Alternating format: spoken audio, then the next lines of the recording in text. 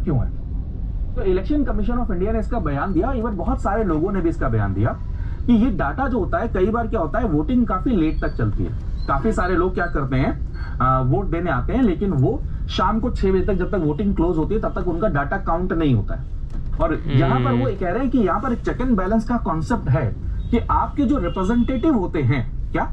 जो रिप्रेजेंटेटिव होते हैं वो ऑलरेडी वहां पर होते हैं, और जब तक वो उस फॉर्म पर साइन नहीं करेंगे कि हाँ भाई इतने इतने वोट हुए हैं, तब तक कभी भी उसको क्या है, एक्सेप्ट नहीं किया जाता। तो यानी कि आपके रिप्रेजेंटेटिव ने वहां पर साइन किया होगा, और साइन करने के बाद में तभी उसको एक्सेप्ट किया गया होगा, और फिर उसका डाटा अपलोड किया गया होगा, जिसके कारण में वो आपको चेंज होता हुआ नजर आ रहा है। तो इस बात को ये भी कह रहे हैं कि हाँ, ये तो चीज बिल्कुल ठीक है इलेक्शन कमीशन ऑफ इंडिया की, कि हाँ बहुत एरिया में वोटिंग काफी लेट तक चलती है, इस कारण से वो डाटा अपडेट लेट होता है, इसलिए वो इंक्रीज होता हुआ नजर आ जाता है। दूसरा, राहुल गांधी जी ने एक क्वेश्चन उठाया कि अभी आपने कुछ रूल्स में अमेंडमेंट किए हैं जिससे आप सीसीटीवी का जो डाटा है वो अवेलेबल नहीं करा रहे। तो वो कह रहे हैं कि हाँ,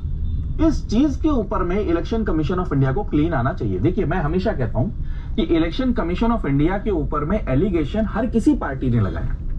आज कांग्रेस लगा रही है, आज के टाइम के पहले बीजेपी, यही बीजेपी जो है, ये इलेक्शन कमीशन ऑफ इंडिया के ऊपर में और ईवीएम के ऊपर में क्या करती है, जो भी अपोजिट साइड खड़ा है वो लगा रहा है। जानकर हैरान रहेंगे कि यही बीजेपी है जिन्होंने के एक मेंबर ऑफ पार्लियामेंट है और एक समय पर वो प्रवक्ता भी रहे, उन्होंने तो बाकायदा बुक लिखी थी, बाकायदा बुक लिख दी थी, जिसके अंदर में उन्होंने कहा कि भाई साहब, इलेक्शन कमीशन ऑफ इंडिया और इलेक्ट्रॉनिक वोटिंग मशीन को क्या किया जा सकता है, हैक किया जा सकता है, टेम्पर किया जा सकता है। ठीक है, तो यहां पर वो मैं ये चीज कहने की कोशिश कर रहा हूं कि जो भी ऑपोजिशन में होंगे वो हमेशा इसकी लेजिटिमेसी को क्या करेंगे, क्वेश्चन करेंगे, वो करेंगे। अब दिक्कत क्या होती है, प्लीज नोट करिएगा, दिक्कत क्या होती है जब ऐसे क्वेश्चंस रेज किए जाते हैं सोशल मीडिया पर, टीवी चैनल्स पर, तो जो वोटर होता है ना, उसको नहीं पता होता है कि क्या नाम है, ये सिर्फ पॉलिटिक्स हो रही है, वो इसको अपने दिल पर लगाकर बैठ जाता है। और उसको हमेशा, कभी भी आप नॉर्मल वोटर से बात करोगे, वो कहेगा अरे पता है आपको, मैंने वोट दिया था यहां पर, लेकिन अंदर अंदर चला गया कहीं और पर। तो इससे क्या होता है, जो इलेक्शन प्रोसेस है, जो इलेक्टोरल प्रोसेस है, उसकी जो कहते हैं ना सैंक्टिटी, या फिर कह लीजिए जो प्योरनेस है,